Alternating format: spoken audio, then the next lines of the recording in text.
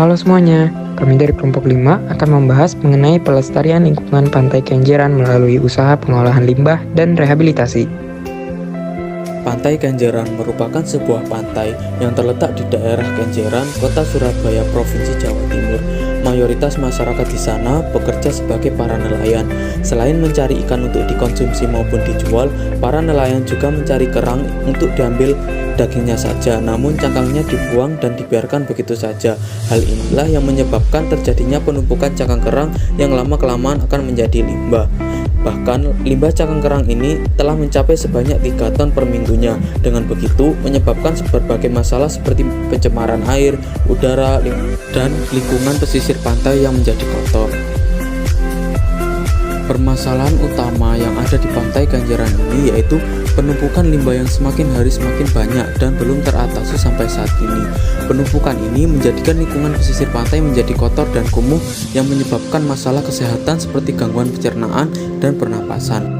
Selain itu, kualitas air pantai cukup terbilang buruk dikarenakan air pantai telah terkontaminasi oleh limbah domestik, limbah rumah tangga, dan limbah-limbah lainnya.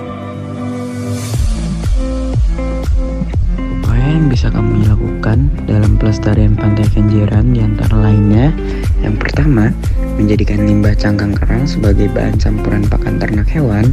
Kedua, menjadikan limbah cangkang kerang sebagai penjernih air. Yang ketiga, melakukan rehabilitasi seperti reboisasi, penanaman pohon mangrove di sekitar pantai. Solusi yang pertama yaitu limbah cangkang kerang sebagai bahan campuran pakan ternak. Kandungan kalsium yang tinggi pada tepung cangkang kerang dapat memenuhi jumlah kalsium pada pakan ternak dan memberikan nutrisi komplit. Selain kalsium, kandungan lain yang ada dalam tepung cangkang kerang adalah protein yang terikat pada cangkang dan mineral-mineral yang dibutuhkan oleh hewan ternak pada masa pertumbuhan dan reproduksi.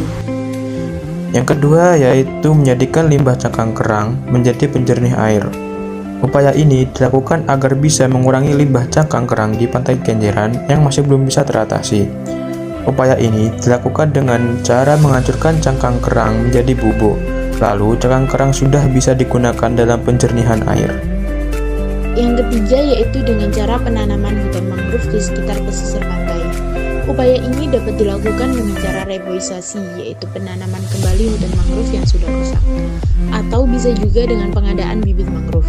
Selain untuk mencegah erosi, hutan mangrove juga dapat menjernihkan air.